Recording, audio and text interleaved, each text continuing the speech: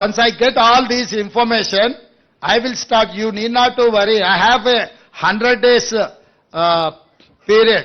So this is only 30 days. Till January 7th is my first tenure. So I have 2 more quarters. CM sir. Sir. Rahul. Sir.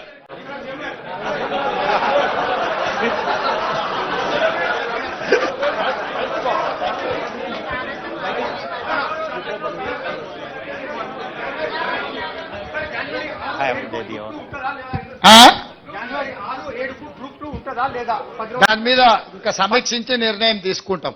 Definite గా రాహుల్ చెప్పింది మా దృష్టికి వచ్చింది. Definite గా మా అధికారులతో మాట్లాడి నిర్ణయం తీసుకుంటాం.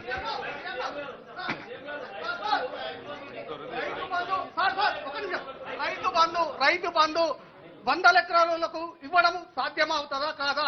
రైతు బంధు ఎన్ని ఎకరాల వరకు ఇస్తారు? వాస్తవానికి 100 ఎకరాలు ఉన్నప్పుడు రైతు బంధు అవసరమా? మీ సూచన ఏంది సార్? 100 ఎకరాలు ఉన్న వాళ్ళకి మినిమం చీఫ్ సెక్రటరీ గారు వారి పేరు వారు ఇచ్చిన సూచన రాసుకోండి, ఎగ్జామిన్ చేద్దాం. Hello CM sir. Pramod. CM గారు ఇంకొక ప్రశ్న. ప్రమోద్ గారు.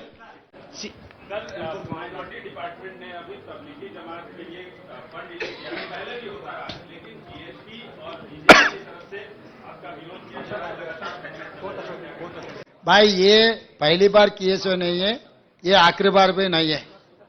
2004 से लगातार वो प्रोग्राम होते जा रहे. वो सिलसिले में अभी ये सरकार भी वही निर्णय लिए. कोई चिंता करने का जरूरी नहीं है. हम लोग पूरा इसका पर्यवेक्षण करने वाले हैं. Uma please. Uma NDTV. My question is also related to the Raitu Bandhu thing. Are you thinking of a ceiling on Raitu Bandhu? This Raitu Bharosa is only for tenant farmers, or landed farmers also once again need to apply so that you can review all the applications and know whether bigger land holdings will also be getting the same Raitu Bandhu as it continues. What is your out of your expense? What is your suggestion? Suggestion is that there should be a ceiling. It's not for me to suggest. It's for your government to decide. Yeah, you are part of the government. I am welcoming you to share your views in this government. Okay, I certainly believe that there should be a ceiling on Raitu Bandhu on the land ownership, because that's something that is draining your exchequer. Usually you will be able to implement many more of your promises to the poor if you go with Raitu. As of now, there is no ceiling. Definitely, we will discuss in the floor of assembly next budget session. Then we will take a call with building consensus with all opposition parties. Then we will take a final call. Sir ఇస్తారు sir. గత ప్రభుత్వంతో చాలా comment చేశారు. గతంలో governor కూడా కొన్ని comment చేసినప్పుడు మీరు కూడా మద్దతు తెలిపారు, ఒక ఆడపిల్లని అట్లా అనొద్దు అని. సో ఆ గవర్నమెంట్ తో గవర్నర్ కు ఉన్న గ్యాప్ ని ఆ గవర్నమెంట్ ఆమె చాలాసార్లు ప్రతిఘటించే ప్రయత్నం చేశారు. మీ గవర్నమెంట్ తో గవర్నర్ గారికి రిలేషన్ ఎట్లా ఉండబోతుంది? ఎట్లున్నది అనుకుంటున్నావు ఈ 25 రోజులు? వాటన్నిటిని పర్యవేక్షణ ఇస్తూనే ఉన్నాం. ఇప్పుడు ఏమీ లేదు అక్కడ. సార్ గారు అంతా ఊడ్చిపెట్టిపోయినరు. తూడ్చిపెట్టిండు ఊడవడమే కాకుండా చాలా డ్రైగా ఉన్నది. వాటన్నిటిని కూడా సమీక్షిస్తున్నాం. అందుకే కేంద్రం నుంచి రావాల్సిన నిధుల కోసం కూడా అక్కడికి వెళ్ళి కలిసినాము. వాటన్నిటిని పర్యవేక్షించుకొని అందుకే మీకు శ్వేతపత్రం ఇచ్చినాం. ఎందుకు చెప్పాల్సి వచ్చింది అన్ని వివరాలు?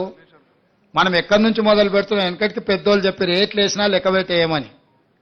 సో ఈ కేసీఆర్ ఎవరికేమి ఇచ్చిండో ఎక్కడ ఏముందో కూడా చెప్పని పరిస్థితి ఉన్నందుకే ఈరోజు శ్వేతపత్రం విడుదల చేసినాము. శ్వేతపత్రం విడుదల ద్వారా 6,71,00,000 పైచీలకు కేసీఆర్ అప్పు చేసి మనల్ని నిండా ముంచి ప్రభుత్వం వదిలేసి అందరు కలిసి పరారైపోయినరు. ఈ పరిస్థితిలో నుంచి మనం తేరుకొని ఒక మంచి ఉద్దేశంతోని ఆలోచనతోని ప్రభుత్వం ముందుకు వెళ్తుంది. అన్ని విషయాలు పరిగణలోకి తీసుకుంటాం. ఎక్కడెక్కడైతే రాబడులు ఉన్నాయో వాటన్నిటిని కూడా తెచ్చుకుంటాం. భేషజాలకు వెళ్లాల్సిన పని లేదు. కేంద్ర ప్రభుత్వం నుంచి మనకు రావాల్సిన నిధులు ఏమన్నా ఉంటే వాటిని తెచ్చుకుంటాం. అన్ని రకాలుగా సమీక్షించుకొని ముందుకు వెళ్ళడం జరుగుతుంది. ధన్యవాదాలు. ముఖ్యమంత్రి గారు. సార్ సీఎం గారు ఈ సీఎం సార్ ధరణి రద్దు చేస్తున్నారు. అలాగే CM sir. Sriram. Thank you.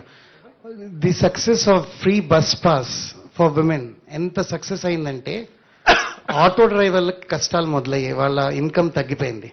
So while that is the success, ఆ డబ్బు లేడీస్ చేతిలో ఉంది. డ్రైవర్స్ తాలూకు ఇన్కమ్ తగ్గింది, దాని మీద ఏమైనా కొంచెం కన్సిడర్ ఆల్రెడీ మా ఎలక్షన్ మేనిఫెస్టో మీరు ఒకసారి చూడండి, ఆటో డ్రైవర్లకు కూడా ఆర్థిక సహాయం ఇస్తాం. దీన్ని మేము ముందే ఊహించినాం. ఇది జరిగితే వాళ్ళకి ఏదైనా ఇబ్బంది జరుగుద్ది, నష్టం జరుగుద్దన్న ఆలోచన ముందే మా మేనిఫెస్టో కమిటీ చైర్మన్ గారు శ్రీధర్ బాబు గారు గుర్తించే మా ఎలక్షన్ మేనిఫెస్టో కమిటీలో ఆటో డ్రైవర్లకు ఆర్థిక సహాయాన్ని అందిస్తామని చెప్పినాము. స్పష్టంగా ఆటో డ్రైవర్లను కూడా అందరి వాళ్ళ వివరాలు సేకరిస్తాం, వాళ్ళకు కూడా ఆర్థిక సహాయాన్ని అందించే ప్రయత్నం చేస్తాం.